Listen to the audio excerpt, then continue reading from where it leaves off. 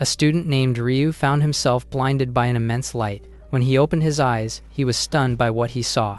A king was declaring that the hero summoning ceremony had succeeded. Thus, he proclaimed they could defeat the Demon King, and his queen felt relieved. But the students gathered before them all looked confused, especially the girl named Hana. Suddenly, one student stepped forward and introduced himself as Kazu. The queen named Lucy introduced herself as well, and expressed her honor at meeting them. Kazu then said God had informed them, and asked if their mission was to defeat the Demon Lord. Hearing this, the king and queen fell silent for a moment. When they confirmed it, Kazu happily assured them their best. Meanwhile, Ryu stared at his hands, and was unable to believe they were in another world. Unlike him, Kazu looked confident, and the class even cheered for him. Ryu admitted Kazu was an intelligent class leader, though his nature was complicated. As for himself, he just realized their class was summoned to another world. His attention then turned to a beautiful girl whom he assumed a princess. At that moment, Kazu asked how to use the power they received from God. In response, Lucy called for her daughter Shara, who quickly stepped forward.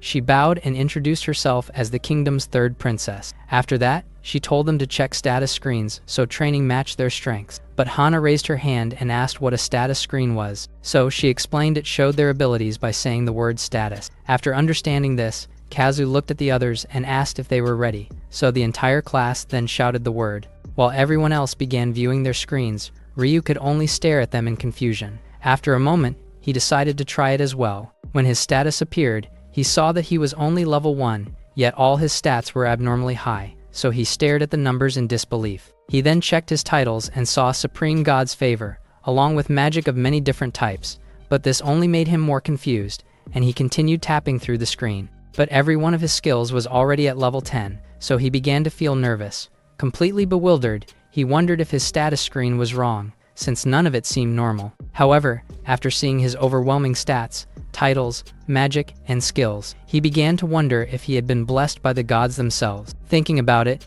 he questioned whether everyone else was the same, and turned to look at Hana. He also asked about her status, and she looked back at him in confusion. But when he caught a glimpse of her screen, he froze, since she had the Sage title. At that moment, he realized that he was truly the odd one out. But he also thought that if it's not a bug, he might have the strongest cheat abilities. Yet his thoughts were cut off when Hana asked to see his status, and he quickly agreed. As she looked through it, her eyes widened when she realized there was still more. So she continued scrolling, and grew increasingly frustrated. Ryu noticed and asked if she was surprised. She admitted that she was, but also said that she felt relieved. However, this confused him, so she nervously explained. She told him that he had always been bullied before, but now he would no longer have to worry about that. Hearing this, Ryu agreed and recalled how each day in their world felt like hell. Back then, the bullies would order him to buy drinks for them from the vending machines, but they were not the only ones who did this.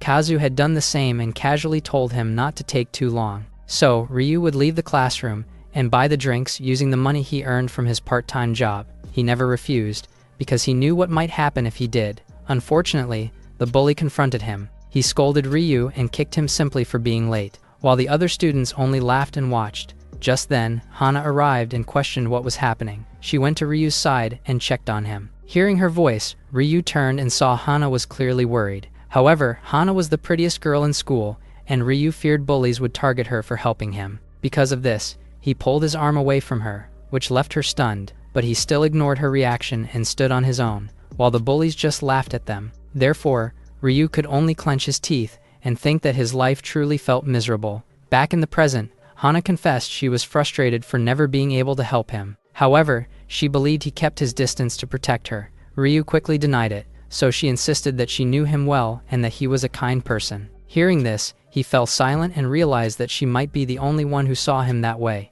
Knowing that she had even been angry on his behalf, he sincerely thanked her. Listening to this, she was stunned and said it was nothing. But while her face turned red, Ryu's attention was drawn to a voice calling the heroes. Shara announced she would verify their status screens and asked everyone to keep them open. Thus, Kazu immediately volunteered to go first, and she accepted. While Shara examined Kazu's screen, Ryu was surprised she could see their statuses at all, so he glanced back at his own screen and wondered if he would be alright. Previously, Ryu had awakened in a strange place. He quickly sat up and wondered where he was. As he tried to understand his surroundings, he recalled their classroom had just been swallowed by light. It had poured in through the windows and struck everyone inside, including him, who had immediately covered his face with his arms. Now back in the present, he continued to question where he was. Just as he thought nothing was there, someone descended from above. A man approached him from behind and called him by name, which startled him. But the man quickly apologized for bringing him there without any warning. So Ryu was left speechless,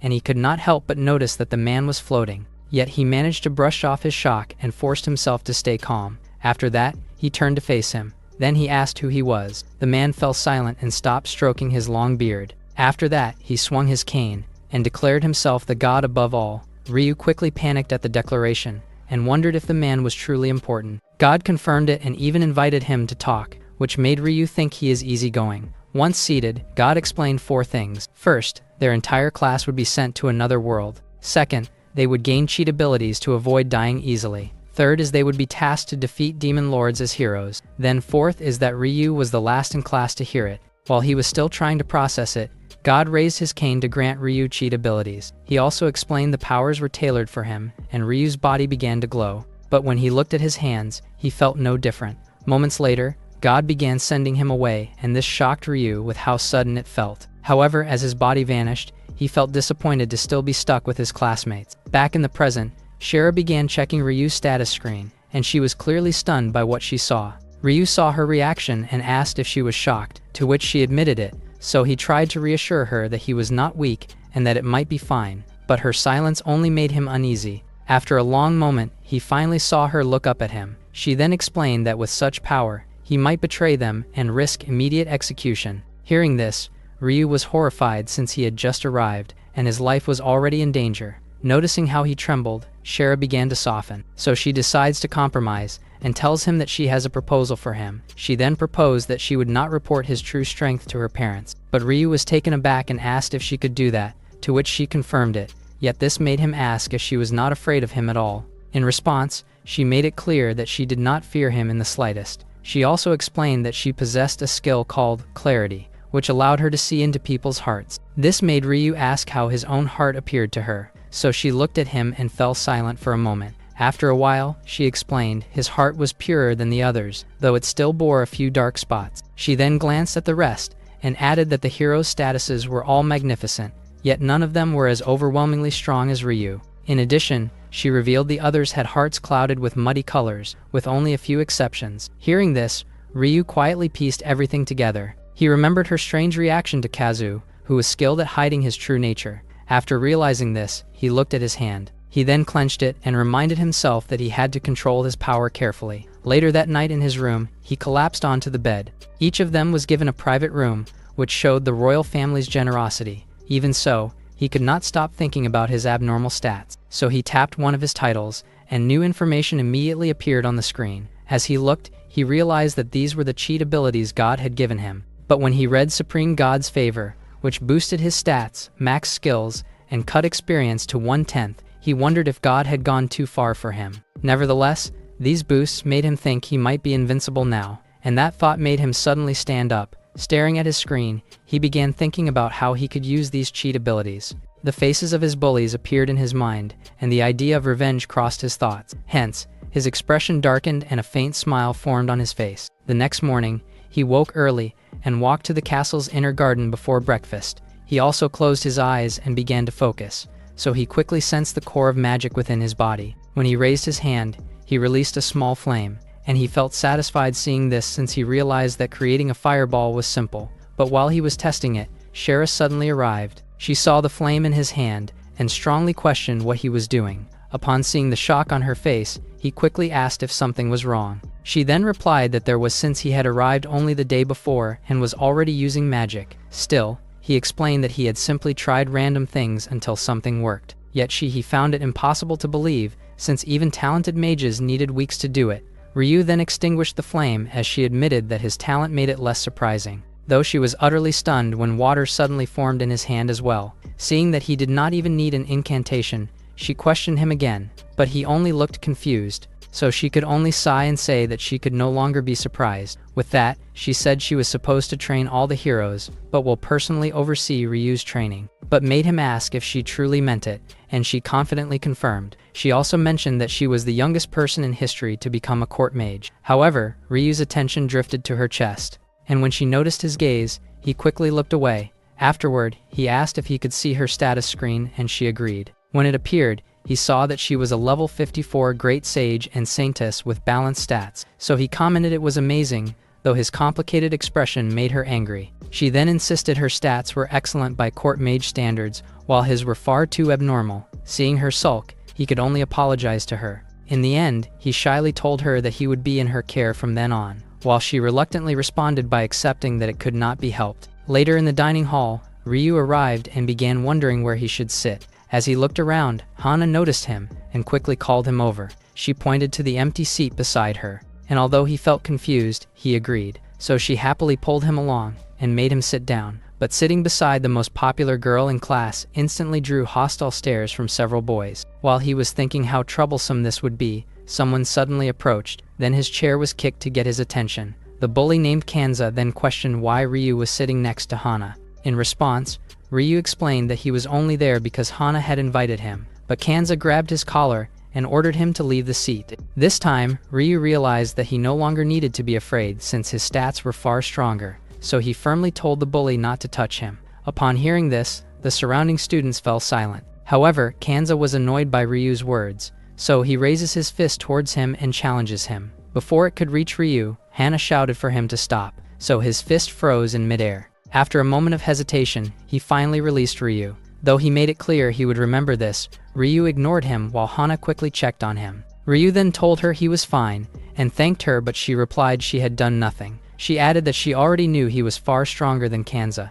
That's why she was impressed that he had not even used his power. Hearing her words, Ryu felt embarrassed. Afterward, their special training began, and in the first week, everyone learned magic basics. However, Ryu trained separately in the back garden, where Shara instructed him to attack practice targets. Hence, he quickly formed a flame in his hand. Then he hurled it towards the targets without hesitation. But the targets were completely burned, which leaves both him and Shara in shock. Seeing his reaction, Shara explained that he had simply gone a little overboard and encouraged him to continue. From the very first day, he received intense practice, like throwing fireballs under her guidance. He also learned to summon flowing water, and with Shara coaching him one-on-one, he continued refining his power. Later, she even invited him to a tea party, and the two of them talked happily, with Shara appearing especially cheerful. During another mealtime, Ryu was eating quietly when Hana approached. She then began asking his permission to sit beside him, and he agreed. While on it, he noticed that she acted the same as always, yet he found that Kanza had stopped bothering him. After 2 weeks in the new world,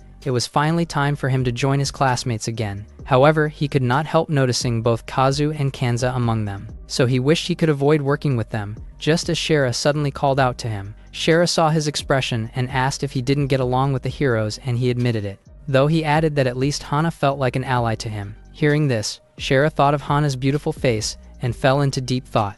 After a moment, she suddenly grabbed Ryu's hand. She then declared that she was his ally as well, which made him respond awkwardly by thanking her. After that, the group training which Ryu found boring continued. During one session, Kazu even clumsily struck one of the knights by mistake. At the same time, Shara could not hide her jealousy over Ryu's interactions with Hana. A month later, the knight commander said their mission would be easy, though they would face a real monster, so he urged them to stay focused and give their best. In response, all of the heroes agreed. Meanwhile, Ryu quietly observed, knowing that this would be their first dungeon challenge, and since everyone stayed at level 1 in training, he felt excited they could finally level up. Suddenly, Hana grabbed his arm. She began to ask him to team up with her, and he said that he did not mind, especially since they were required to form pairs for the dungeon. But they were abruptly interrupted when Kanza called out to Hana. He insisted that he should be the one to protect her instead of Ryu. However, Hana rejected him by saying that no one would want to team up with him. Hearing this, Kanza was left speechless, yet Hana quickly pulled Ryu away and ignored him. Later inside the dungeon, Ryu asked if she was sure about her choice. He reminded her standing up for him might put her in danger, but she said that was not the reason. She revealed Kanza kept confessing and she was tired, but Ryu felt sorry for him. While he's relieved it wasn't because of him, Hana's attention was caught by something, so when he looked ahead, he saw a goblin. He then immediately summoned lightning and asked her to leave it to him. Afterwards, they defeated several monsters, and he defeated each with a single strike. Later that night in his room, he opened his status screen. He then began to check it to see if he's at least level 2. But instead, it showed that he was already level 37. Shocked by this, he wondered how this was possible and concluded it was the god's blessing boosting his growth. Looking closer, he discovered that he had gained new skills, including bloodlust and weapon creation. When he checked bloodlust, he learned it could petrify or kill, so ordinary people wouldn't survive due to his stats. He then checked his weapon creation that could form any weapon,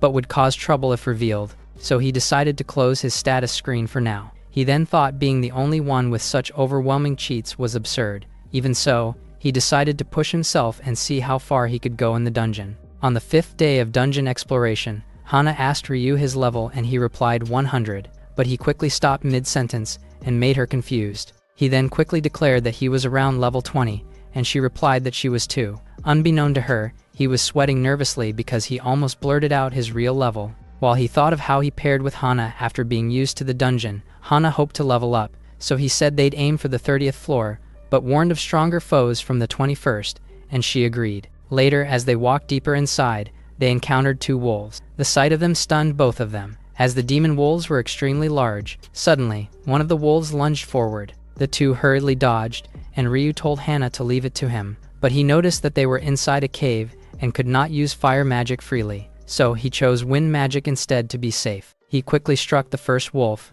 then the second, and both of them soon collapsed to the ground. After that, Ryu suggested moving forward, and Hana quickly agreed. When they reached stage 22, Hana began using her power against the bats attacking them. They later arrived at stage 27, where Ryu continued using wind magic against a monster bee. After a while, they reached stage 29, and Hana excitedly said her level rose by 6 while Ryu claimed his rose about the same. But in truth, his level had increased by 100 in just a single day. Moving on, Hana asked if they should go back since they had reached the 30th floor, and he agreed. 1 month after transmigrating, their dungeon conquest went so smoothly they reached the 50th floor. The 2 pushed open the door and entered the room together, but they only found that there was nothing inside. Suddenly, Ryu sensed something, but Hana, who was unaware of the danger, just began talking, so he rushed toward her to shield her. Still, she was shocked by his sudden action and called out his name. At that moment, an animal appeared, and they saw that it was a white wolf. Ryu quickly wondered if this was the boss,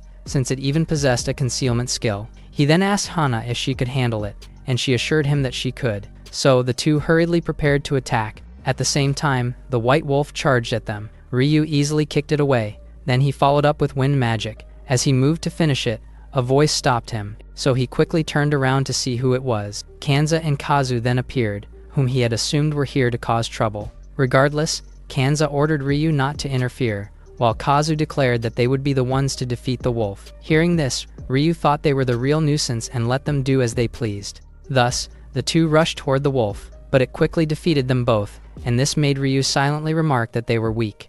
They then checked the 2, and Hana wondered if they only passed out, while Ryu questioned if they were really his bullies. Meanwhile, the wolf was still alive, and suddenly lunged toward them again. Hana quickly raised her hand while declaring that she would handle it, and Ryu agreed. She summoned multiple arrows above the wolf, and with determined eyes, she sent them piercing down into its body. Right after her attack, Ryu jumped forward with his sword. Then he struck the wolf without hesitation. At that instant, its body began to vanish. However, Ryu was shocked by the chest's appearance, so Hana said it was the boss reward. They then proceeded to open the chest. When they found only white wolf fangs, Hana suggested returning, and Ryu agreed. However, they suddenly stopped after remembering something. They saw Kanza and Kazu still unconscious and realized leaving them would cause trouble. Later, as Ryu carried them, Hana praised him, but he just laughed since it was thanks to his cheat. Soon, they met the commander, who asked what happened to Kanza and Kazu. So Ryu said they lost to the boss, while Hana added he beat the white wolf. Hearing this,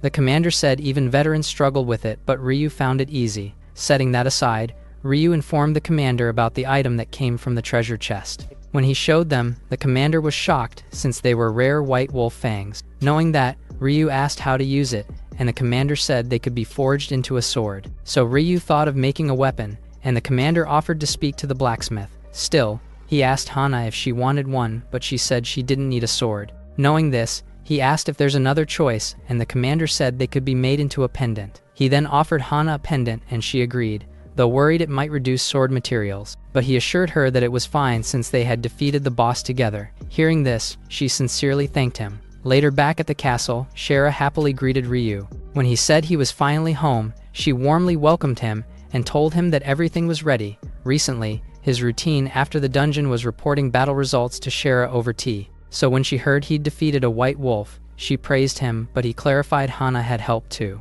At that, he noticed that she suddenly seemed agitated. Setting that aside, she asked how the dessert tasted, and he replied that it was delicious. She quickly grew excited, so she asked if he meant it, and he assured her. With that, she admitted she made them and worried they might not suit him, but he praised them. Hence, she asked if she could make them for him from now on. He then quickly agreed and said he looked forward to it, though she still reminded him not to get his hopes up too much. The next day, Ryu woke up early, only to remember that it was his first day off. So he sat wondering if he should laze but chose to make something of the day. Hence, he got ready and dressed properly. After finishing, he checked himself in the mirror to make sure he was presentable. When he opened his door, he was surprised to see Shara just about to knock. He then quickly apologized, but she said she was fine, and asked if he was heading out. When he said he was thinking of going into town, she excitedly offered to show him around, but he asked if she was sure, and she immediately confirmed it.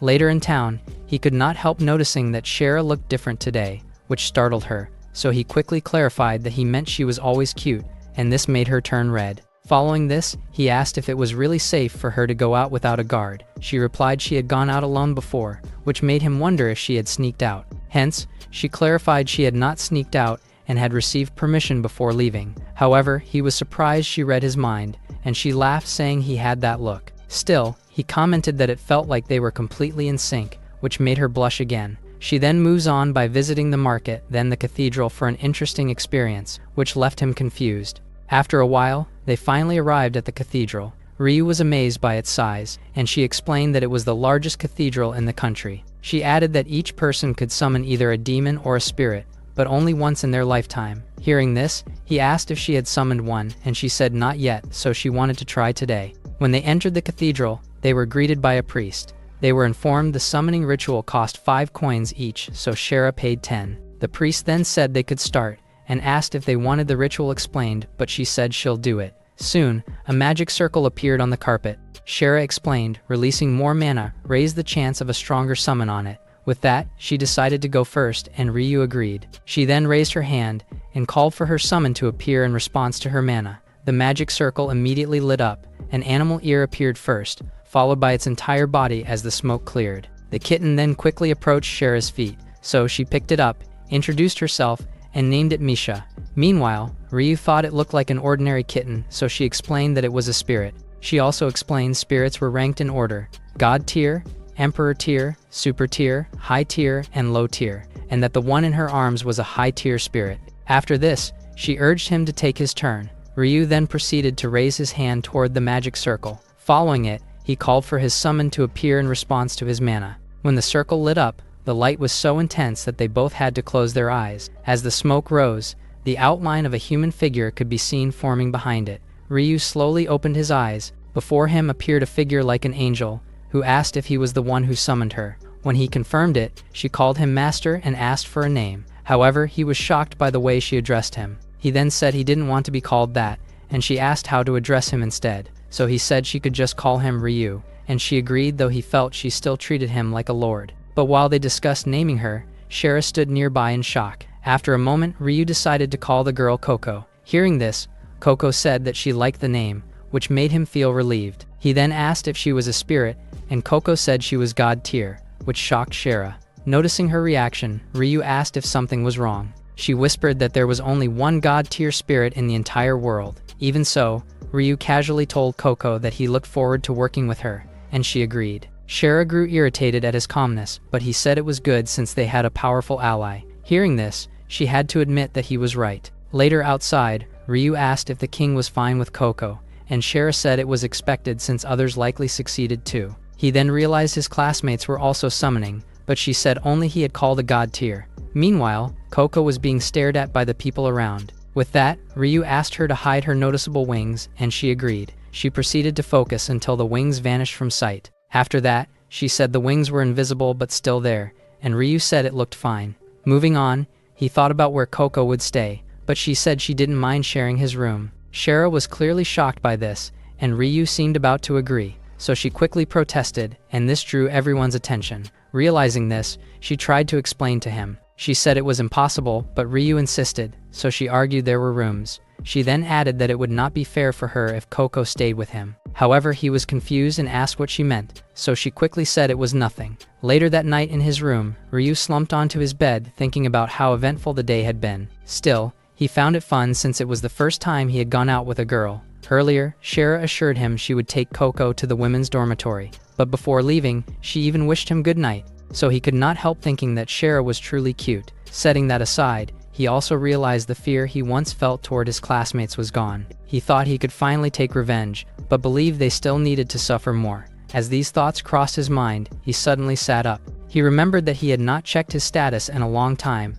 so he opened it, but he was shocked to see he'd reached level 588, with his magic and skills greatly boosted. He had also gained a new title called Hatred Embraced by Revenge. When he clicked it to open its details, he learned it activated at peak hatred, boosting him tenfold while stealing half the foe's power, then causing pain. Seeing its danger, he closed the screen and decided to be careful not to use it on his former bullies. The next day at the training ground, Hana was practicing her fireball. Without hesitation, she launched the spell forward. It quickly struck the target and burned it into flames. Watching this, Ryu commented that her power had grown and she agreed. She even boasted that her level was now around 50, and he replied that it was impressive. Setting that aside, they remembered it was self-training day since the instructor was absent, so Hana looked around. However, she saw no one came, and Ryu said everyone was skipping. Even so, she felt glad that it was just the two of them, but when Ryu heard this, she quickly said that it was nothing. After that, she urged him to take his turn, and he agreed. He then raised his hand and released a water attack toward the target. The spell struck with immense force and completely destroyed it. Seeing this, Hana was shocked while Ryu remarked that he thought he was holding back. She then said she never knew he was that strong, since he often used martial arts, but it embarrassed him. Hearing that, she found herself staring at him. She then pointed out that he had changed, which confused him. So she explained that he seemed more confident than before, and he agreed. He said that his classmates in his previous world had truly scared him, but now he was no longer afraid. Hearing this, Hana felt pity for him. She proceeded to ask if he hated his bullies. He quickly replied that he did, and that he wanted to kill them all. After saying this, he asked if she hated him for thinking that way, but she did not answer. So he continued, saying he was not a hero, and would use power for himself, because he's selfish. But he was shocked when she suddenly shouted that he was not like that. Confused by this, he asked her why. He then noticed that she was crying and did not understand the reason. Still, she said he was not that kind of person because even now he was still thinking of her. She then declared that she believed he was an amazing person. Hearing this made him shyly thanked her since it was the first time anyone had said that to him. He also handed her a handkerchief, which touched her even more, so she told him that he was truly kind. But Ryu sighed inwardly and thought that she was the kind one. 3 days after self-training, Ryu was invited to Shara's tea party. While there, he thought the time was relaxing and the tea and sweets were delicious. Shara also said she loved this time too since talking with him was enjoyable. With that, the two continued eating in peace, but a loud scream echoed through the area, so Ryu and Shara turned toward it. When they heard it call for help, they quickly stood up, wondering what was happening. Ryu then activated his presence detection skill, and what appeared in his vision were monsters attacking people inside the castle. Thus, he told Shara there were many monsters inside, and she asked how that was possible, but he said he didn't know and told her they needed to move while she should stay behind. Yet she insisted on coming as well because she was the princess of this kingdom. After agreeing, he assured her he would protect her if danger came, and she quickly accepted. At the place where the monsters had entered, dead bodies were scattered across the ground. The knights continued fighting the incoming monsters. One of the knights was about to be struck, but Shara quickly erected a barrier, which surprised him. At the same time, Ryu raised his hand and used his magic, where his flames quickly engulfed the monster. On Shara's side, she faced a golem and used her magic as a step. She then rushed toward it from the air and struck it. Around them, the others continued fighting. After a while, Ryu checked his skill and found that there were no more monsters, so he finally sat down relieved it was over, while Shara cheerfully said they had done it. Still, he could not help looking at the fallen knights nearby. He muttered it would not have happened if he had noticed sooner, but she told him not to blame himself. Regardless, he put his hands together and deeply apologized for not being able to save them. Suddenly, they were interrupted when his classmates arrived, claiming they had come to help. However, they only found the fallen knights.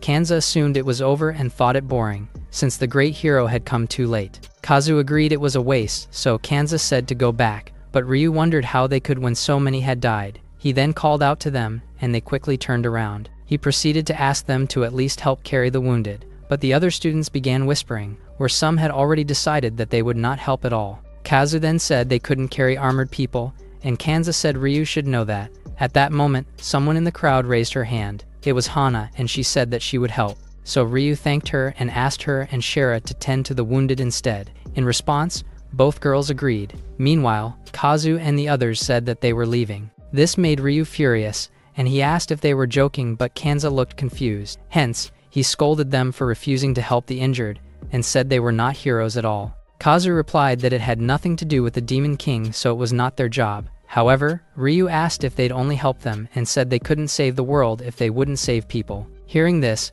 Kazu became enraged. He then drew his sword, shouting that Ryu was asking for it. But when he raised it, Ryu also raised his own. He even pointed it at Kazu's throat. So Kazu was startled as Ryu told him that it was time to make him realize that there's a difference in power between them. But before anything else could happen, the queen appeared and asked what was going on. Both of them quickly stopped when she saw her. Kazu also smiled and dropped his sword to the ground. He then weakly asked the queen for help and insisted Ryu had suddenly attacked them. He even blamed Ryu for the chaos, and the queen listened. When Kazu declared that Ryu was responsible, Ryu was shocked. The queen looked at him with suspicion. While Kazu wore a mocking smile, Ryu silently questioned Kazu's words, while Kazu continued acting as if he had done nothing wrong. Soon, Ryu was called before Queen Lucy, so he hurriedly tried to explain that he had not done anything wrong. However, Kazu interrupted him and accused him of lying. He turned to the others and claimed that they had all seen it as well. In response, several of his classmates shouted that Ryu was indeed a traitor. Ryu was shocked and said they arrived after it was over and did nothing. Still, Kazu insisted that it was Ryu who had come late. He even claimed they saved everyone, which made Ryu angrier. Hearing this, Queen Lucy was taken aback. She then called for Shara to explain, and Shara stepped forward. But Kazu continued saying that Shara had been dragged into danger by Ryu. The queen turned to Shara and asked if this was true, so Shara firmly denied it. She explained she had insisted on going with Ryu, and he was worried for her safety. After hearing this, Lucy fell into deep thought. She then said that she had one question for Ryu, and he agreed to answer. She looked toward the knights and asked if he had handled the situation alone. Ryu replied that it was not only him, as Shara and the knights had also helped. Lucy then asked a knight to confirm, and he said Ryu and Shara had come to their aid. With that, Lucy finally understood what had happened. She curtsied to Ryu and thanked him for protecting them from the monsters. Ryu felt embarrassed by her gratitude and tried to downplay it. Meanwhile, Kazu clenched his teeth in anger as he watched. He then questioned Lucy about whether she truly believed Ryu over him. In response, Lucy said that given the circumstances, Ryu did not seem responsible. She also added that she hoped any conflict among the heroes would be resolved quickly. Before Kazu could respond, Lucy ended the discussion and took her leave. Suddenly, Hana waved at Ryu saying the treatment was done, so he thanked her and Shara. Meanwhile, Kanza watched the scene with clear dissatisfaction. He muttered that it made him sick and suggested going back, and Kazu agreed. Before leaving, Kazu glanced at Ryu with killing intent. Ryu and the others sensed it and turned to watch them leave. As Ryu stared after them in silence, he suddenly remembered something. He quickly turned to Hana, which startled both her and Shara.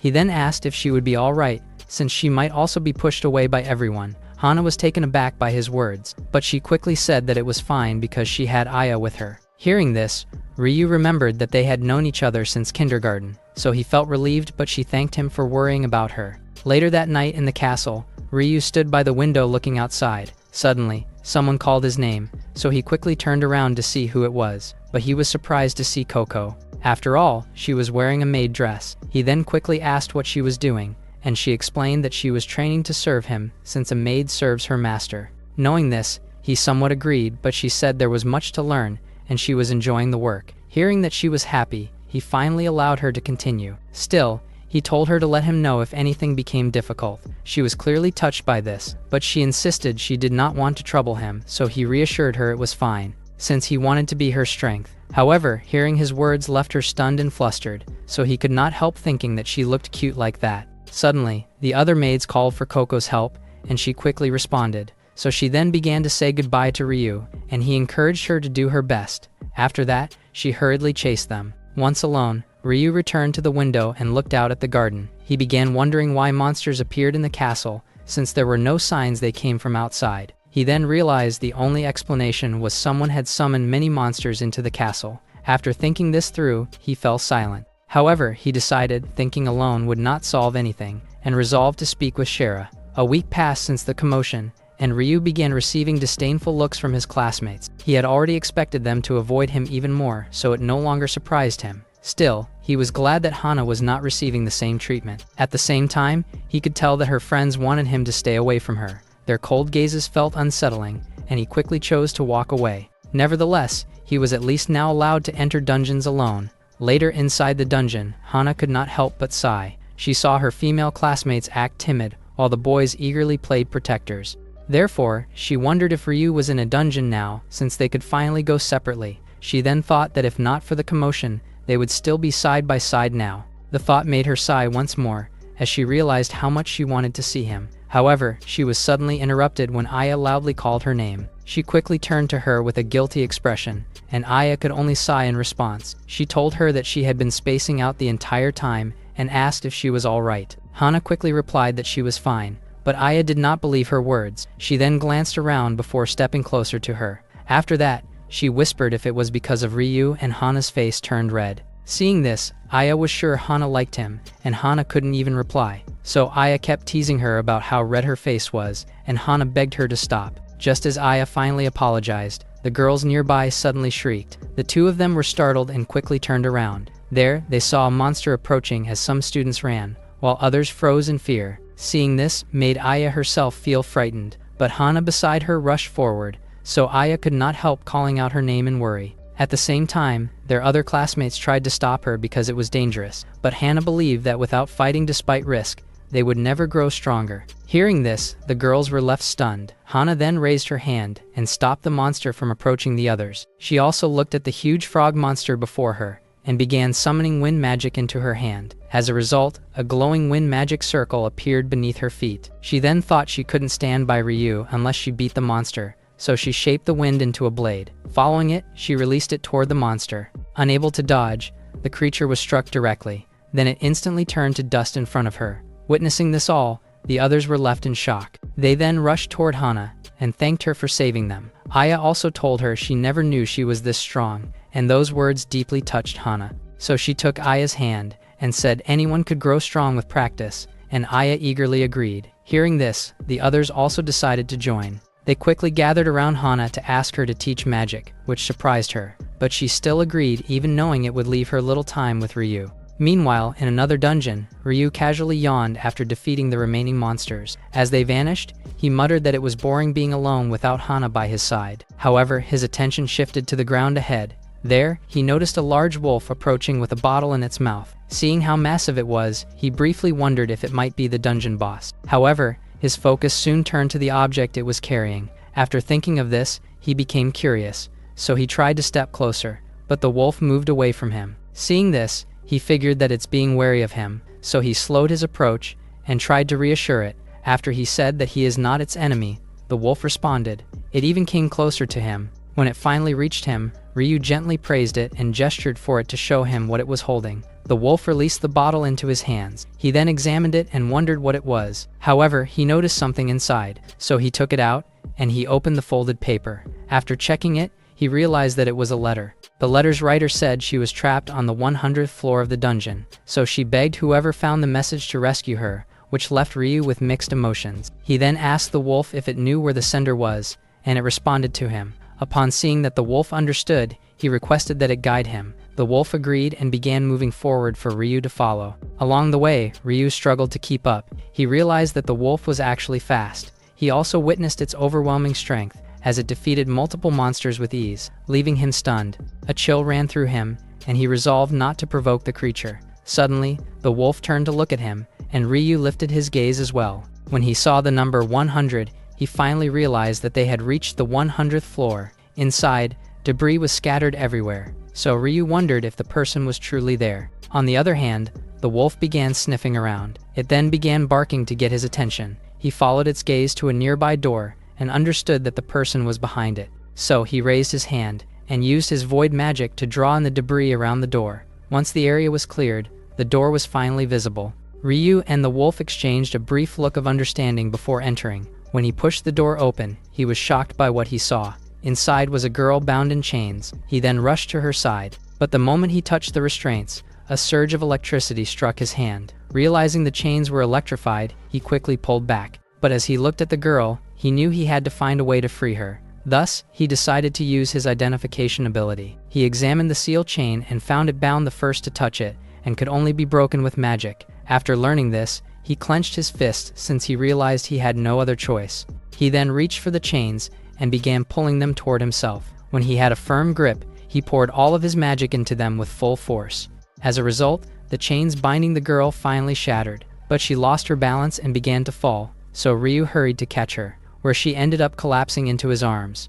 Not long after, she slowly regained consciousness. She was still dazed when she heard him asking if she was okay. When she saw his face, she froze and was unable to respond. So Ryu watches her as she trembles, trying to say something. Suddenly, she threw herself against him and started crying as she thanked him. After a moment, she realized how close they were and pulled back. She then introduced herself as Yui and asked for his name. In response, he took her outstretched hand and told her that his name was Ryu. She then remarked his name was unusual, so he explained he came from another world. Hearing this, she immediately assumed he was a summoned hero, but he avoided answering. Instead, he asked why she had been chained, but the wolf suddenly barked at her. It also rushed toward her and began licking her face. Seeing this, Ryu asked what creature it was, and she said it was like family to her and named it Pika. After that, he asked about the letter Pika carried, and she said she wrote it with a clone after being sealed. But when he pressed further about why she had been sealed, she hesitated to answer. She then looked down and was unsure how to explain,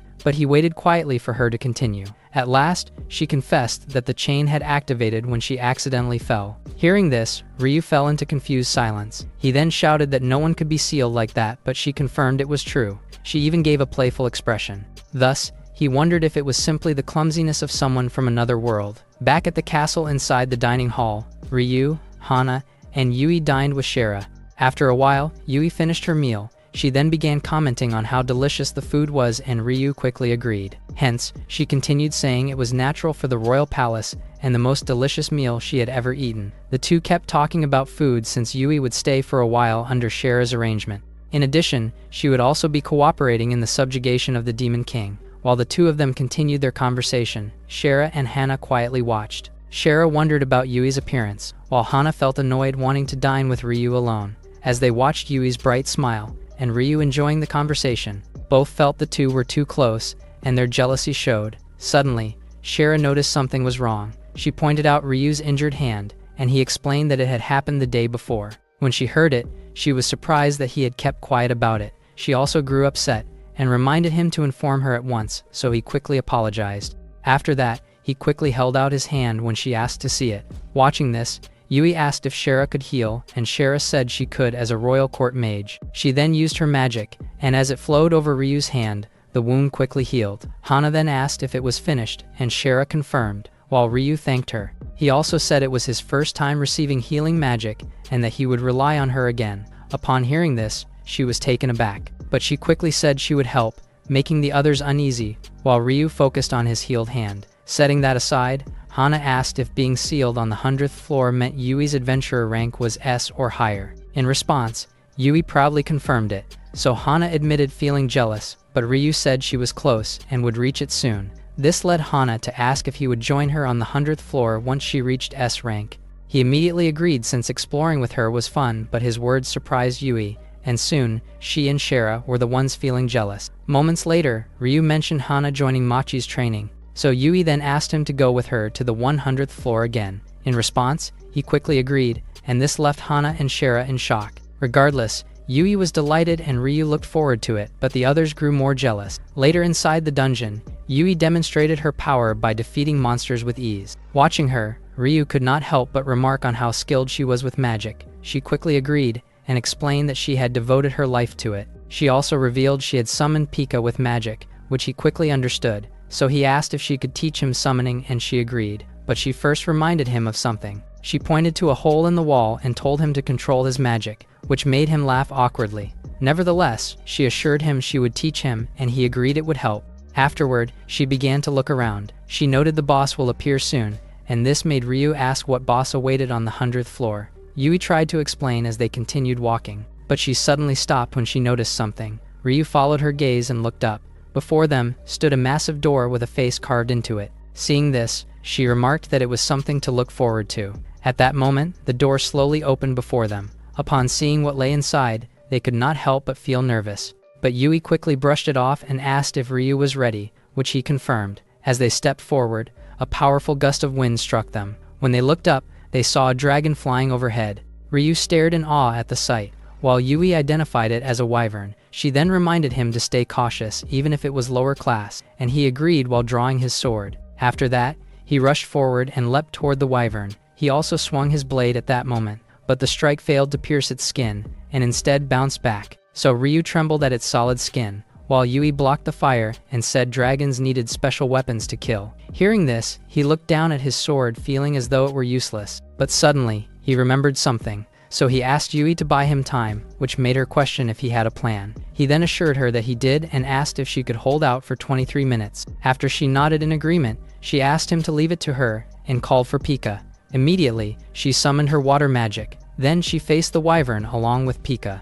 As she fought, Ryu closed his eyes and focused on the one thing he needed to do. He gathered magic in his hands in order to forge a weapon strong enough to defeat the wyvern. When it's finally enough, his weapon creation skill shaped it into a tangible sword. In that moment, he forged his own divine blade, Hermes. And with the weapon complete, he turned his attention back to the wyvern. Meanwhile, Yui was forced back by the creature, but Ryu caught her and made sure she was unharmed. When she saw that it was him, she asked if he was finished. He then replied that he was and thanked her. After hearing this, she urged him to end the battle for real, and he quickly agreed. She then launched a fireball first, and it directly hit the wyvern, where it was engulfed in flames.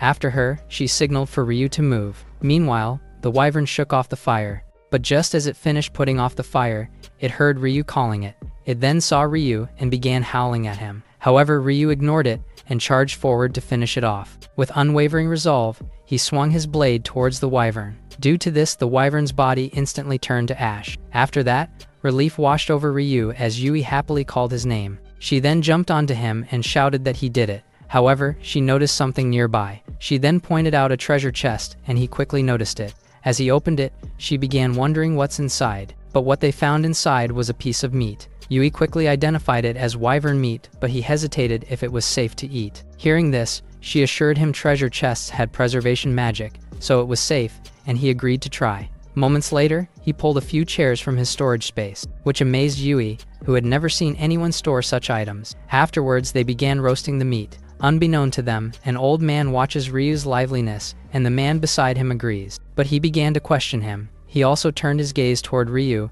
and asked why he had chosen him. Furthermore, he asked why he had granted him their blessing and his divine grace. Hearing this, the old man, who's the supreme god, fell silent. After a pause, he asked if the man had seen Ryu's life and then what he thought.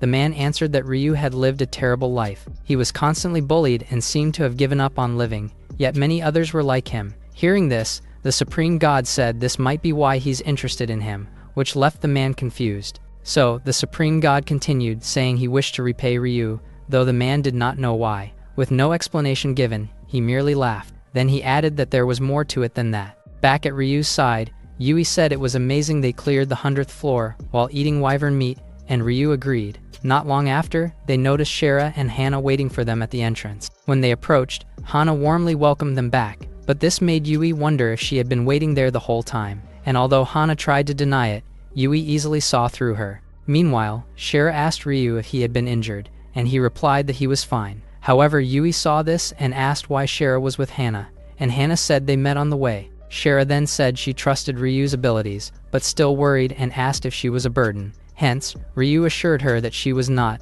and even thanked her for caring. Yet she clarified that there was no need for thanks. Suddenly, their talk stopped when Yui mentioned Ryu's magic control training. Ryu then began to consider it after hearing it from her. But before he could respond, Shara offered to help him, and this confused Yui. Yet Ryu immediately agreed, which annoyed her. So she emphasized he did not need two teachers, but he replied learning from both was better. Still, she exclaimed that it would not work. Therefore, the two of them began to persuade him, while Hana quietly watched. After a while, she said she wanted him to teach her too if they both taught Ryu. But hearing this made both Shara and Yui quickly refuse. Shara even clasped her hands and said she could teach Hana, and Yui agreed. Watching the two of them overwhelm her, Ryu wondered when they had become so close.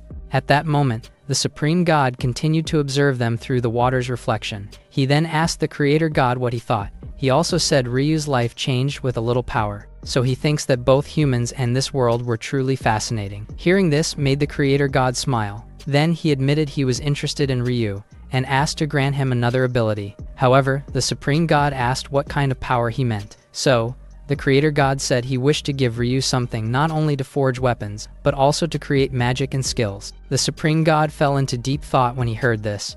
After that, he agreed since Ryu would not misuse it, and the Creator God said he would begin. He then proceeded to raise his hand, and turned his gaze toward the water. As Ryu's image appeared in the reflection, the Supreme God continued to watch him. Meanwhile, Ryu saw the girls still urging Hana to let them teach her, but a soft glow suddenly appeared around his shoulders, so he looked down in confusion. He also began to panic, and this caught the girls' attention. In the next instant, the light vanished, but they still rushed to him and were worried that something was wrong. Seeing this, he quickly assured them that he was fine. He even laughed lightly to assure them that there was nothing wrong. Still, Hana asked if he was alright while Shara told him to speak up if anything felt strange. Setting the moment aside, Yui suggested going in for tea since she was exhausted. Hana then realized it and apologized, but Ryu did not mind, and Shara said the maids would prepare. So the three girls went ahead and discussed food with Ryu following them. As he walked, he could not help glancing at his hand with a confused expression, but his thoughts were interrupted when he was suddenly called. Looking up, he saw the three of them waiting for him. He even saw from Hana, Shara, and Yui's eyes that they cared for him, so he felt deeply touched. Then he hurried to catch up, while unaware that someone wished him happiness. Back in his old world, he once heard his mother wish she had never birthed him. His father, on the other hand, constantly called him disgusting. Hence, he never saw them as parents, and was used only for money like at school. However, his memories were interrupted when someone gently woke him. When he looked up, he saw that it was Shara, and he quickly apologized for dozing off. But instead of scolding him, she stepped closer. She even softly wiped his face with her handkerchief. After it, she asked if he was all right, but he could not answer after noticing tears streamed down his cheeks. After receiving no response, she guessed he had a nightmare, and he said he dreamed of his past. Unexpectedly, she clasped his hand and asked him to tell her if he had bad dreams so she could stay with him. Hearing this, he was touched and thanked her, but she said she should thank him. Later at the town, the two of them strolled around together. While on it, Ryu noticed Shara looked cute in her outfit and praised her,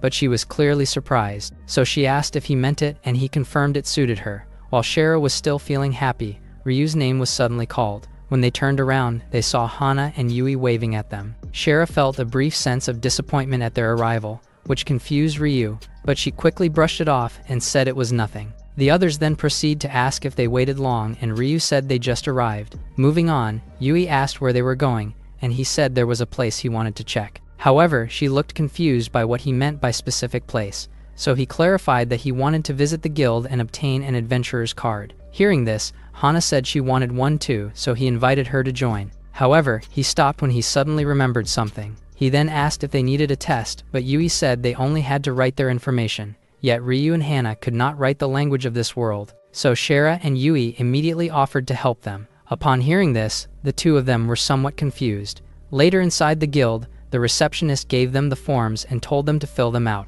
Hearing this, Ryu and Hana nervously agreed, but Yui and Shara quickly stepped in to assist. Shara helped Ryu, while Yui wrote for Hana. Before long, both forms were completed, so the two of them handed them to the receptionist. After a short while, the receptionist returned with their adventurer cards and handed them over. Ryu and Hana were then amazed to finally hold their own cards. In addition, the receptionist reminded them to seek help if they encountered trouble. Later, outside the guild, they discussed where to go next. So Ryu asked Hana if she had ever been to the cathedral, but she looked confused. Yui also said she hadn't been there either, making Hana wonder what could be done at the cathedral. So Ryu explained that a summoning ritual could be performed there, though only once. This made Hana ask if he had used his chance, and he said he did it with Shara. But Hana was shocked to hear it was just them, while Shara apologized. Still, Hana pouted in jealousy when she turned toward her. Later at the cathedral, Ryu entered and saw the priest there. But the priest said the ritual could only be done once, so he explained it wasn't for him. He then directed the priest's attention to Yui,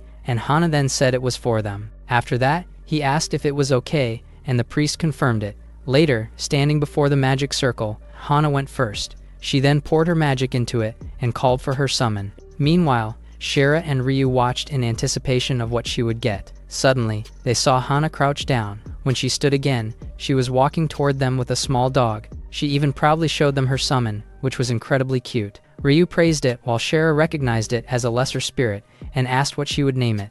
Noticing its blue eyes, Hana decided to call it Sora and happily declared that she liked it. The little dog also began clinging to her and made her believe it liked her as well. But before they could say more, thick smoke suddenly filled the area. When it cleared, Shara turned toward Yui and was shocked by what she saw. A person was kneeling in the center of the magic circle. She also realized that this was an Emperor tier spirit. Hearing that, Hana recalled such spirits were rare and Shara added only 4 existed. However, Yui seemed pleased and even proud of the result. So Ryu agreed that it was amazing, but the spirit's eyes were fixed on him. The spirit then came to him and asked if he had made a contract with someone she knew. Ryu was confused at first, but he remembered Coco and confirmed that he had. The spirit was then relieved to hear that Coco was around. However, he explained that Coco was currently working as a maid at the castle. Watching this, Yui got annoyed, but the spirit explained it's because Ryu's contract was above Emperor tier. Hearing that it was above that level, Yui was stunned, but she was even more shocked to learn he had a god tier maid, and he confirmed it. Setting that aside, they asked Yui what she would name her spirit. Yui then remembered it, and she chose the name Lulu. Hearing this, the spirit repeated the name in surprise. At the same time, she thanked Yui for the name and vowed to serve her, which Yui accepted. Back at the castle, Kazu leaned casually against the window. Lately, he had not been able to do anything the way he wanted, so he blamed it all on Ryu. Since even though Hana still paid him some attention, he acted indifferent toward her, and now 2 more girls had started spending time with him as well. The sight made Kazu clench his teeth in anger, and was unable to accept Ryu getting attention. He then stared at him wondering why someone like him got everything he wanted. He also refused to believe he could lose, and thought Ryu should have stayed a loser. As these thoughts swirled in his mind, he remembered something, and decided to act while Ryu was away. The next day in the garden, Shara was busy preparing tea. When she finished setting out the drinks and food, she felt quietly happy. Soon after, Ryu arrived, and she warmly welcomed him. After that, she quickly poured him some tea. Then she offered it to him, which he accepted with thanks. As he took a sip, he noticed something different. He remarked the tea tasted different, so Shara explained she changed the herbs. Hearing this, he commented that their tastes were quite similar, which made her shyly agree. But their peaceful moment ended when someone came and asked what they were doing. Recognizing the voice, Ryu's expression tightened. He then saw Kazu questioning why he was having tea with Shara. In response, he said they planned to, but Kazu claimed she had already promised to have tea with him. Ryu then asked Shara if it was true, but she denied it and said Kazu promised on his own. The day before, Kazu had greeted her casually, and she quickly asked what he wanted. He then suggested that they have tea together the next day. But she told him that she already had plans, and she confirmed it was with Ryu. Yet he insisted that she cancel it since it was not a big deal. She then felt angered by his demand of breaking her promise to Ryu. But before she could refuse, he walked away saying he would pick her up after training. After hearing this, Ryu told Kazu that was not how plans were made, but Kazu insisted Shara would prefer him. Hearing this, Shara told him to stop and said Ryu was far more wonderful, but Ryu, who was sitting nearby, was stunned by her words. Meanwhile, Kazu scolded Shara and said she should be grateful for his attention. Listening to this, her eyes widened in shock. Ryu also clenched his hand while thinking it would be fine as long as he did not kill him. And to silence Kazu's insults, he resolved to strike him down. But as he stood, Shara saw the dark aura around him radiating. His hatred fueled by vengeance was also close to activating, yet he continued to believe that someone like Kazu did not deserve to live. But Shara hurriedly grabbed him and begged him to stop. Still, he urged her to let him go, so she clung to him even tighter and refused to release him. She even looked at him with pleading eyes and continued asking him to stop. Seeing this, he was taken aback. He then gently embraced her and assured her he was fine, which brought her relief. However, Kazu witnessed the scene with burning jealousy. He then summoned his weapon out of his hand. Then he rushed at Ryu to strike him for daring to look down on him. But before the blade could land, Ryu caught it with his bare hand and fixed him with a fierce stare. He also grabbed Kazu by his clothes after it. Then he hurled him away with full force. So Kazu crashed to the ground and was in shock. Not long after, he lost consciousness from the pain. Ryu then asked Shara if Kazu could remain a hero, and she agreed they could not. So he suggested using his creation skill to strip Kazu of all, but his original skills, and Shara was surprised. Moving on, he raised his hand toward Kazu and used his plunder skill. After that, he finished quickly, and decided to leave him knowing he would wake soon. Shara then thanked him for everything after it, but he insisted that he should be the one thanking her for stopping him. Afterward, the two of them returned to their tea. 6 months later, inside a dungeon, Shara stood quietly as she waited. After a while, she heard Ryu apologizing for making her wait, so she replied that she had only just arrived, which eased his worry. He then said the 201st floor was like earlier levels, and he assured her she would be able to fight. Encouraged by his words, she resolved to stay focused and give her best. After hearing this, he reached out his hand to her, so they could teleport together, and she accepted. Moments later, the two of them vanished from the first floor, and they soon arrived at the 202nd floor. Ryu saw the floor was no different from below, which relieved Shara since it would be easier. They then began to explore with Shara, carefully watching their surroundings, while Ryu checked every corner. After some time, a large wolf appeared before them, and they quickly stopped as soon as they saw it. Ryu wondered why the creature was there, while Shara suspected it was a weak monster coming before stronger ones. But Ryu noticed something amiss. He looked at the wolf and saw that it was not attacking, so he wondered if it's scared. Thinking of this, he quickly pulled Shara to his side, which surprised her. He then pointed at the wolf and explained that he would pass it. Then after it, she should strike the monster hiding behind it, and she immediately agreed. As he moved forward, he noticed that the wolf only shifted slightly, and still did not attack, which confirms his suspicion. But moments later, the sound of approaching footsteps filled the air. They soon found themselves surrounded by multiple monsters, and this made Ryu glance at the wolf again. He felt disgust after realizing it was useless, and seen as an enemy by the others. He then turned to ask Shara if she could handle many, and she assured him she could, so he quickly proceeded to draw his sword, and charged toward the larger monster. Then he grips his blade tightly after it, and he began cutting through the creatures surrounding them. At the same time, Shara moved and released her arrows of light, where the monsters that were hit quickly faded before them. Seeing this, Ryu could not help but think that it seemed easy. However, the largest monster suddenly opened its mouth and began forming a powerful attack. Before Ryu could react, the blast struck the wolf behind him. As its body slowly vanished, he thought about how it had given up yet was still killed by the stronger ones. Because of this, the hatred within him fueled by vengeance awakened, and he was asked if he wanted to activate it. He then lowered his sword and answered yes, while declaring that eliminating these things was now his highest priority. With the activation authorized, his skill began to awaken. Shara sensed the change in the atmosphere, and turned back in confusion. What she witnessed next was Ryu's black hair slowly faded, his eyes turned red, and not long after, his hair became completely white. His expression was also filled with killing intent, and she knew that this was no longer Ryu.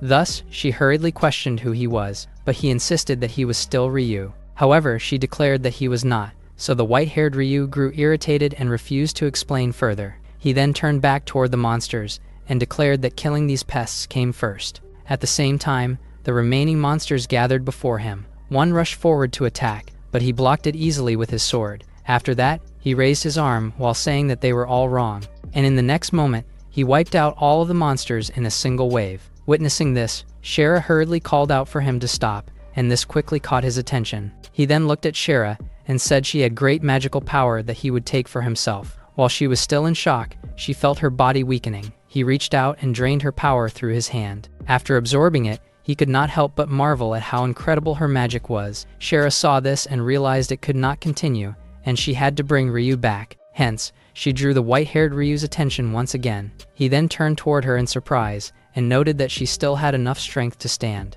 But she ignored his words, and demanded that he return the real Ryu. However, he stepped forward, and declared that Ryu was already dead. He also said that this body now belonged to him, and he moved to attack her. But just before he could reach the stunned Shara, he felt something wrong with him. He found that his body suddenly refused to move. Seeing this, Shara knew it was her chance. She then called upon the glorious light, which caught him off guard. Yet she continued raising her hand toward him, and cleansed the evil tormenting Ryu's soul, which caused an immense light to fill the surroundings. After a while, Ryu's hair finally returned to black, and his head rested on Shara's lap. Shara noticed his slight movement, and realized that he had finally awakened. When he tried to sit up, he struggled, and she hurriedly checked if he was all right. She also asked what happened, and he said he activated his hatred fueled by vengeance. To clarify, he showed her the skill status, though she had not realized it could control his body that way. She then asked if he had ever activated it before. At that question, he remembered the time he had faced Kazu. so she speculated that the hatred he had felt back then had continued to build within him. And when he triggered the skill again, it finally overflowed and seized control. After hearing this, he assured her he would be careful, but she insisted he could never use that power again. She even admitted that she never wanted to see him in that state. Hearing this, he was clearly taken aback, yet he still promised that he would not use it, and she could only hope that he would keep that promise. The next day, inside his room, Ryu found himself unable to move at all. Meanwhile, at the cafeteria, Yui and the others arrived, but he was absent, so they assumed he had not arrived. Moments later, he appeared, and Hana greeted him, while Yui scolded him for being late. Meanwhile, Shara asked if he was feeling alright, and he replied that he was fine. He even urged them to eat, and Yui blamed him for their late breakfast. Back in his room, Ryu sighed in relief, knowing that he had managed to create a clone just in time. But before he could relax, he sensed someone approaching the door. When it opened, he realized someone was truly coming, and hurried to create another clone. He then sent it to greet the visitor. But the person walked straight past it, which shocked him. A moment later, Shara approached the real Ryu, who was lying helplessly on the bed. She was surprised and angrily asked if he used a magic clone. In response, he admitted that he had. He also said his body hurt much to move and asked if she found it amusing, to which she replied sarcastically. Setting that aside, she asked if he was hungry and offered to bring him something to eat. He tried to refuse, but she interrupted and told him to wait while she got his food. Before he could finish speaking, she had already left him alone, so in the end he accepted it, since he truly was hungry. After a while, his breakfast arrived, and it's a plate of freshly made waffles. She then shared she planned to serve them for tea, but he was still glad since he loved her waffle. Moving on, she began feeding him herself and made him open his mouth. When he tried to refuse again, she reminded him that he was in no condition to feed himself, so he had no choice, and he allowed her to feed him. Later that day, he could move again, and Hana was relieved, while Yui was still surprised about his clone. Setting that aside, Hana said her level rose and he asked to see it. When he learned she was level 27, he said it was not bad. Contrary to her, he saw the training grounds empty, and confirmed that people really do not change overnight. But their quiet moment broke when Shara shouted there was a problem, and he asked why she was out of breath. In response, she tried to explain the situation. Later, inside the castle, one of the guards delivered an urgent report. He told the king a horde of 10,000 monsters was heading for the capital, and the king was shocked. But Kazu stepped forward, asking him not to worry, and along with the other heroes, he declared that the kingdom would be protected. Hearing that, Yui asked if they could beat those monsters, and Ryu said even one double S was too hard. Knowing this, she concluded that the answer was clear. She then turned to the others and suggested using the chaos as a chance to slip away. She claimed defeating a double S monster was easy, and they were getting bored. Finally, she turned to Ryu, and he agreed while declaring they would set off on an adventure together. Later, he spoke with Coco and Lulu, who also joined, and this gave him a chance to escape his classmates. Meanwhile, at the castle gates, the heroes took their positions. The Knight Commander Gavis then declared that it was time to move out. Hearing this made many of the soldiers sweat with nervous tension. In contrast, Kazu and Kanza still managed to laugh at the situation. Ryu saw this and thought it wouldn't matter to him if they died. Before long, the horde of monsters finally appeared. The soldiers' divisions gathered tightly and prepared to receive the attack. Even then, Kazu and Kanza continued to find the situation amusing. Meanwhile, Yui asked if Ryu was coming, and he said he'd follow later since he had things to do. He then proceeded to open his status window and activated his perfect creation skill. Through it, he created an invisibility ability and transferred it to himself. Once he finished, he met up with the others who had already gathered. With Shara, Hana, Coco, and Lulu standing before him, he copied the invisibility onto each of them as well. After including Yui, he asked if everyone had the ability. Hana and Shara then nodded in response, since they'd be in trouble if seen sneaking away. After that, he finally declared it was time to go. Later outside, he stepped out first to check that everything was clear. After knowing that neither monsters nor soldiers react, he proved the invisibility worked. However, a wolf suddenly appeared and lunged toward him, so he quickly raised his hand to counter it. Soon the area was engulfed in flames, which confused the soldiers, but the blaze grew so intense, so they ended up fleeing. Meanwhile, Ryu stayed hidden in invisibility as the wolf burned to ashes. After that, he sighed in relief and decided to return to the others. When he arrived, he quickly waved to them, but Shara called out his name in worry. It was then he saw them despite invisibility, so she said the same skill users could. After that, he said he'd beaten some monsters, but there's still chaos, and it was the perfect time to leave. So all of them then clasped their hands together and activated the teleportation. But Yui was furious when they arrived, since she realized that they were still inside another dungeon. Ryu then said his teleport only worked for places he'd been, so they chose to walk to the nearest village first. Later, as they passed through the forest, they encountered a large monster. Hence, Sora and Pika rushed forward and attacked. They quickly defeated the creature, and Ryu and the others praised them. Several hours later, Shara pointed ahead and informed them that she could see a village in the distance. However, Ryu stopped her from moving forward first, which left her confused. So he said he'd made a new skill to give her, but she asked what it was. He then said it's a perception shift that changed how others saw her. He also further explained she would look like someone else to protect her identity, and she finally understood. They then continued toward the village after that. When they arrived, Ryu approached the guard. In response, the guard welcomed them warmly, and they were finally allowed to enter without trouble. Once inside, they were amazed by the scenery. Hana also suggested finding an inn to rest, and Ryu agreed though he was not tired. However, Yui proposed stopping by the Adventurers Guild first, since they would need money if they were going to live as adventurers. Later inside the guild, Shara remembered she had not registered and decided to do it. Aside from her, she also suggested that Coco and Lulu register, but before she started writing her name, she realized something. So she then quietly consulted Ryu. She stepped forward and whispered to him that using an alias would be safer. Upon hearing this, he agreed that it was a good idea, and she chose the name Shell. Not long after, the registrations for Coco and Lulu were completed as well. Meanwhile, Yui pulled Ryu aside to check the quest she chose. It was a goblin subjugation in the eastern forest, with a reward of 5 silver and 6 coppers. She also said the place was nearby, and goblin materials sold well, so Ryu thought it over. He then asked the others if they were fine with it, and they all agreed. Hence, he declared the decision final, and they set off on their first adventure beyond the capital. The day after the monster attack, Kazu stared out the window again. However, his thoughts were interrupted when someone called his name. Kanza approached him and asked why he seemed so distracted. Setting that aside, he informed Kazu that they would be receiving medals, yet Kazu believed that receiving medals was only natural. In his mind, the fireball that destroyed the monsters proved his hidden hero power had awakened, so he replied it was great and they won through everyone's strength, which Kanza agreed. Kanza then continued speaking, but Kazu's mind returned to the people who perished. He thought of Hana, Shara, Yui, and Ryu. He had also heard that the 2 maids had gone missing, which left him disappointed since he found them quite cute. Even so, he believed he had enough women, and would be more popular after his medal. Meanwhile, on Ryu's side, Shara was stunned by what she saw. After all, before her was a strange object she had never seen before, but Hana recognized it, and Ryu confirmed it was a car he made for their journey. Still, Yui did not understand what it was for, so he explained it was a vehicle from their old world, and Hana wondered if he could drive. He then assured her it's not a problem since it was far from ordinary. When they looked inside, they found that the interior was surprisingly spacious. Ryu and Hana then sat down and encouraged the others to take their seats as well. While they were still stunned, he informed them that they were about to depart.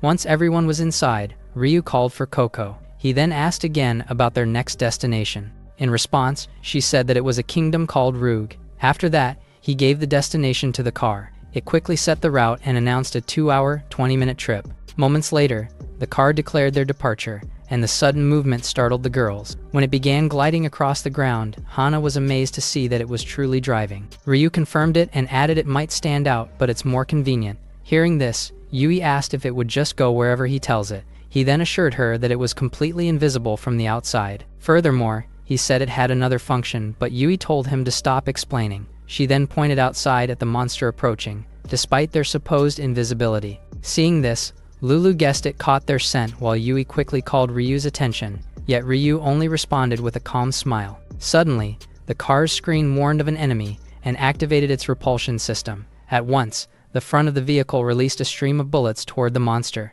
The creature attempted to turn away, but the shots were far too fast, and they struck it directly, which caused a powerful explosion that shook the inside of the car. When the smoke cleared, the monster's burned body lay motionless outside. Hence, the sight left Yui and Lulu in shock. However, Ryu simply looked at them with quiet satisfaction. A few hours later, they finally arrived at their destination. Upon seeing the buildings, they could hardly believe they had reached the Rug Kingdom. Yui was amazed since the trip would have taken days, while Shara said it was very comfortable and Hana agreed. Meanwhile, Ryu quickly noticed how vast and lively the city was. Shara then confirmed Rug was larger than Gesis, which made him curious about the kingdom's fame. After thinking for a moment, she recalled hearing that the food here was especially delicious. Yui heard this and was instantly delighted by it. Ryu then suggested they explore alone for the day and find the kingdom's best food. While starting the next day, they would eat at the places they found. Listening to this, Hana thought the idea sounded fun, and Yui eagerly agreed. Soon, Shara wandered off to look around. Hana did the same and stopped to speak with the locals. Yui also took her time browsing through a pastry shop, while Coco was entertained by the sight of a cat stealing fish. Meanwhile, Ryu struggled to decide where to go, as everything looked delicious. However, his attention was suddenly drawn to a crowd gathered in an alley. When he approached, he was stunned by what he saw.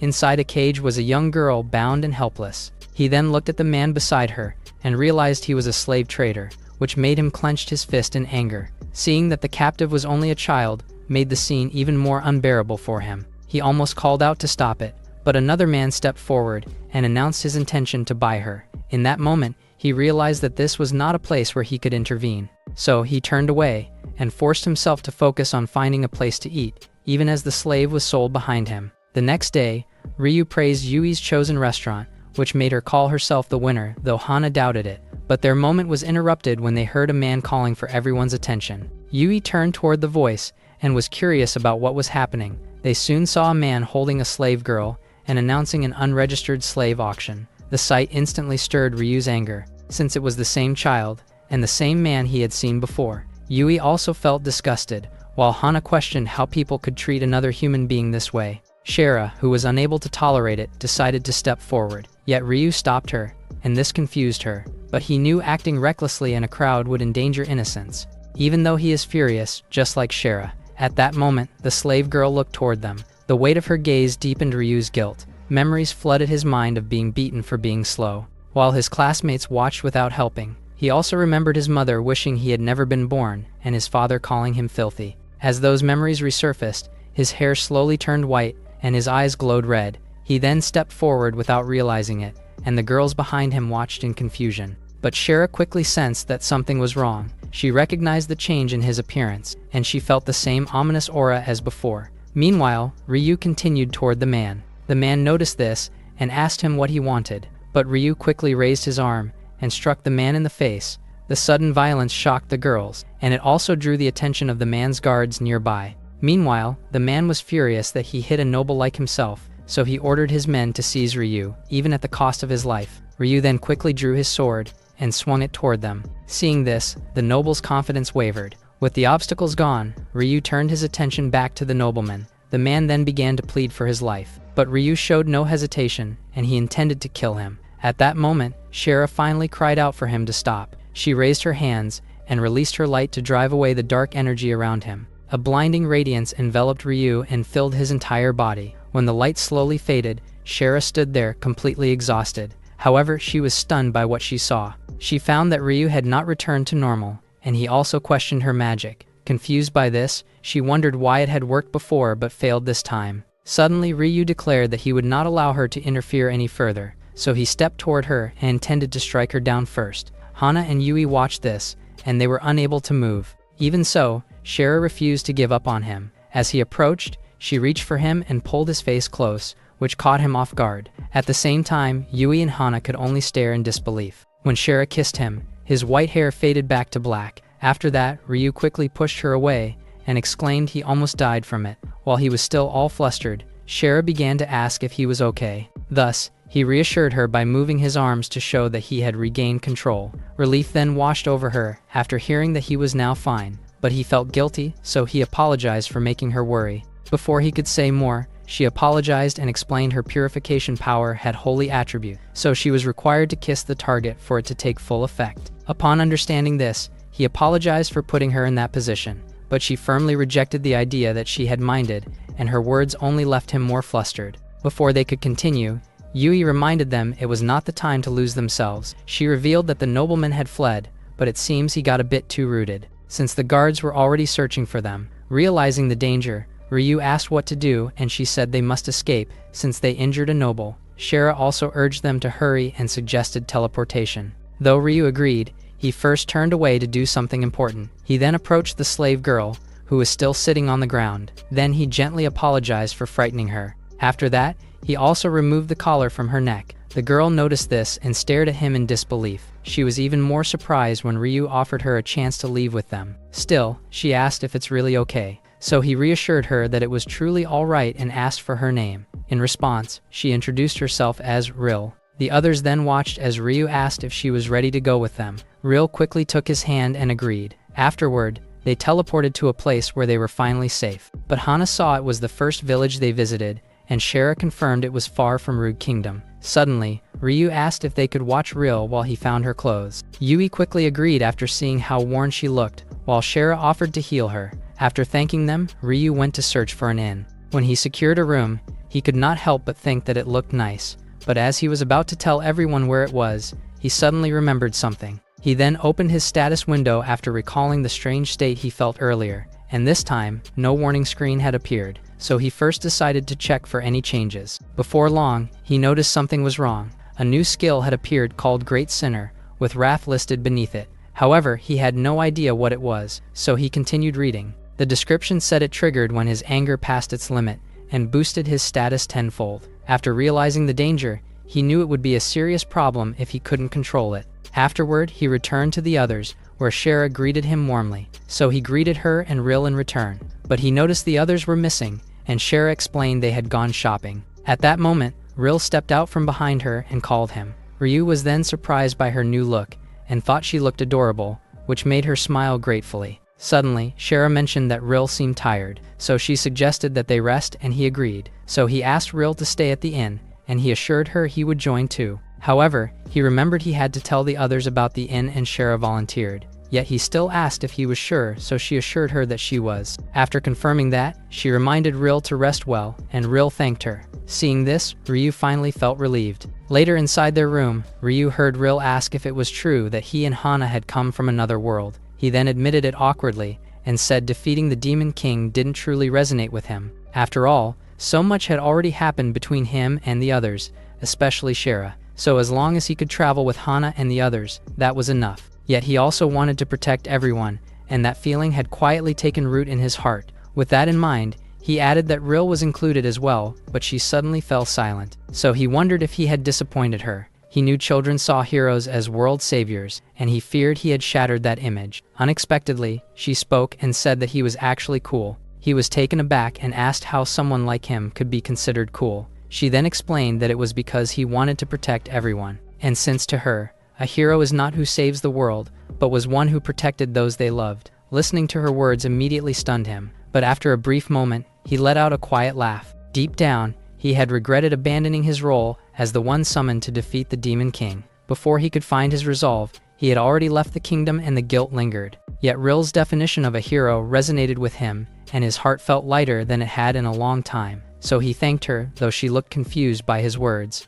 Thus, he told her she saved his heart and was his hero, but she didn't understand why. Nevertheless, he smiled knowing his will to protect had grown, and he must master his power fast. The next day, Ryu took out his car once again. When Ril saw the inside, she stared at it in excitement. She also could not stop talking about how big it was. Seeing her reaction, he told her riding it would get them faster to their destination. But she asked where they were going. Hence, he said he remembered she wanted to see a big city and decided to take her there. Upon hearing he was doing this for her, her heart overflowed with joy. Compelled by her adorableness, he reached out and patted her head. So while Ril was still flustered, Yui stared at him full of questions. She then accused him of being a lolicon, and he quickly asked what she meant. But Hana joined in and questioned whether he had always liked little children. Shara also spoke up by saying she was only 15 and younger too. Due to this, the three of them looked at him and waited for his explanation. He then blurted out that he wasn't a lolicon, prompting Coco to protect Ril's ears while Lulu chuckled.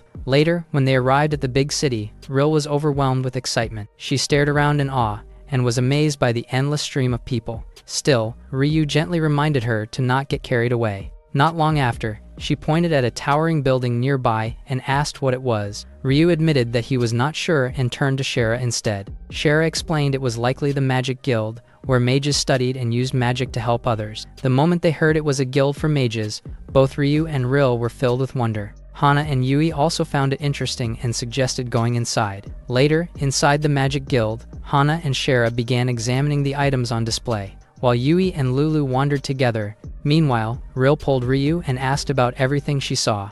When they noticed a man performing magic, Ryu thought it was indeed beautiful. So he approached the man and asked what he was doing. The man explained that it was an application of light magic. He then showed his hand and said the magic light was usually white, but he declared it could change colors, which made Ryu ask how. So he explained they altered light's wavelength with magic and it took weeks to master, yet Ryu tried immediately. To his surprise, Ryu easily summoned lights of different colors. Witnessing this, Ril gazed at the glowing lights in awe. However, the man was stunned by the display and invited Ryu to join the guild, but Ryu declined. The next morning at breakfast, Yui and Hana said they wanted to visit the Magic Guild again, so Ryu asked if they should go back, but Yui explained they couldn't for now, since travel needed to earn money. Later at the Adventurers Guild, Ryu studied the request board carefully. He wanted to avoid danger with Ril around, but safer jobs paid far less. Suddenly, Yui raised her hand with an idea. She suggested splitting into 2 groups for separate missions, but he thought it's too dangerous.